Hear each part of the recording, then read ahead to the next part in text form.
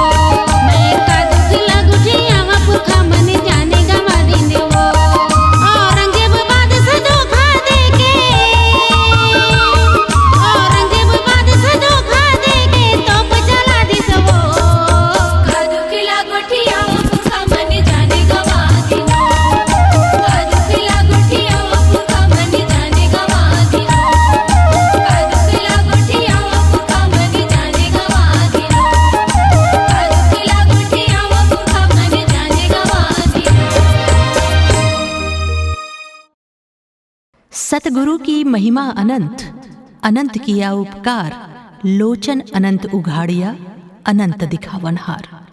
गुरु एक ऐसा शब्द जो हमें अंधकार से प्रकाश की ओर ले जाता है। गुरु ही हमें वह दृष्टि प्रदान करते हैं जिससे हम जीवन के अर्थ को समझ सकते हैं। एक ऐसा ज्ञान प्रदान करते हैं कि फिर कोई तूफान हमें डरा नहीं सकता, कोई प्रतिकूलता हमें हिला नहीं सकती। तो आइए ऐसे गुरु को साष्टांग दंडवत करते हुए गुरु महिमा का बखान करते हैं। स्वर दे रहे हैं शकुंतला भारद्वाज। गहरी है नदिया नाव पुरानी, खेही पार लगा दे। भटकत है मोर हंसा बाबा, भव सागर पार लगा दे।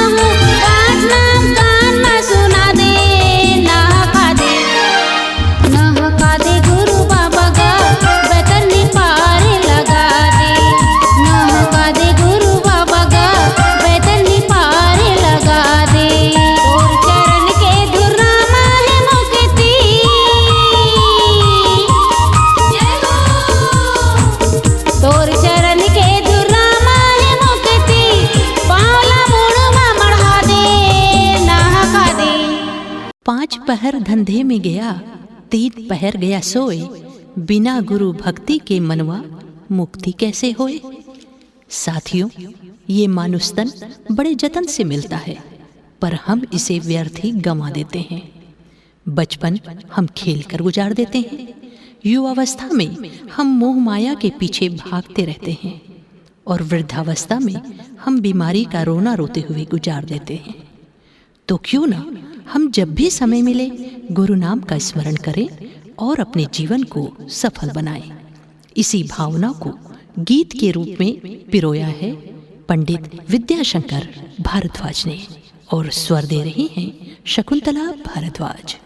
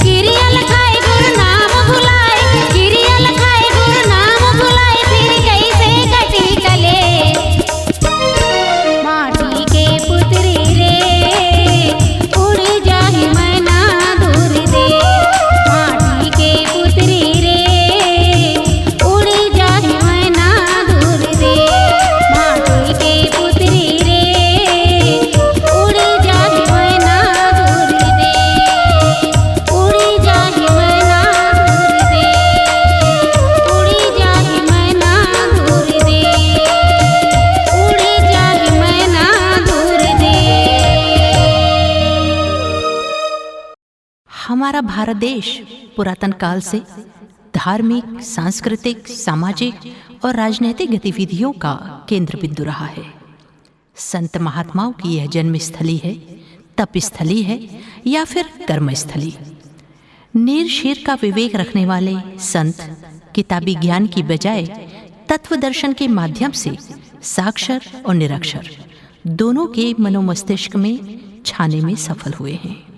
इसी श्रृंखला में सतनाम धर्म का नाम आता है, जिसके संतों ने अपना अलग ही अलख जगाकर सतनाम को सिर्फ छत्तीसगढ़ ही नहीं वरन देश में स्थापित किया है। श्वेत वर्ण अंग सोहे, सिर कंचन सम विशाला, श्वेत साफा श्वेत अंगरखा, हिय बिच तुलसी के माला, यही रूप के नित ध्यान धरो, मिटे दुख दारुण तत्काला, श्वास त्रास जम के फांस, मिटावत है महंगू के लाला।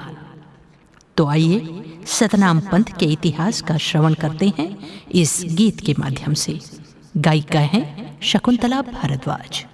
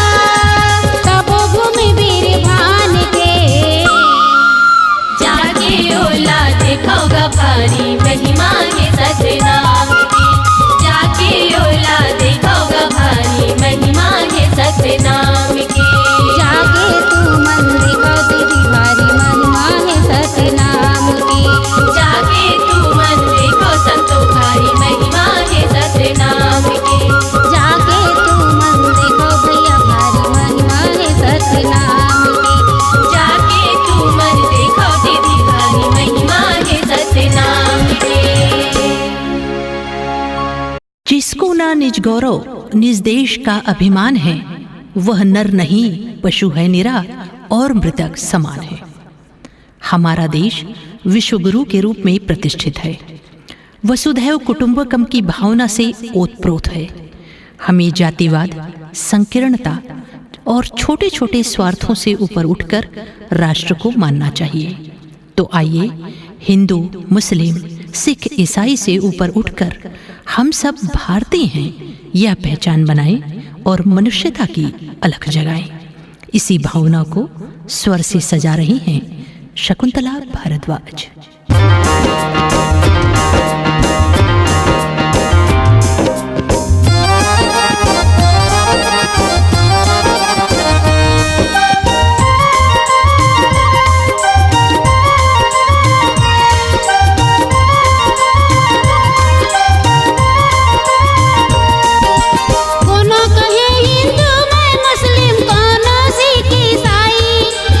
कोनो कहे हिंदू मैं मुस्लिम, कोनो सिख ईसाई।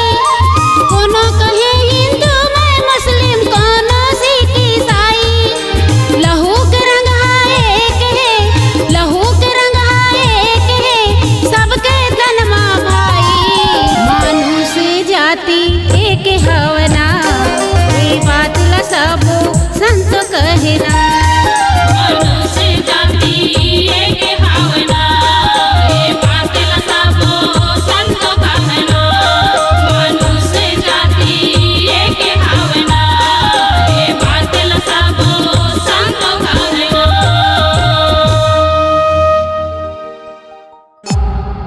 C-Log Digital Recording Studio, Cordoba. Contact number 9907119215.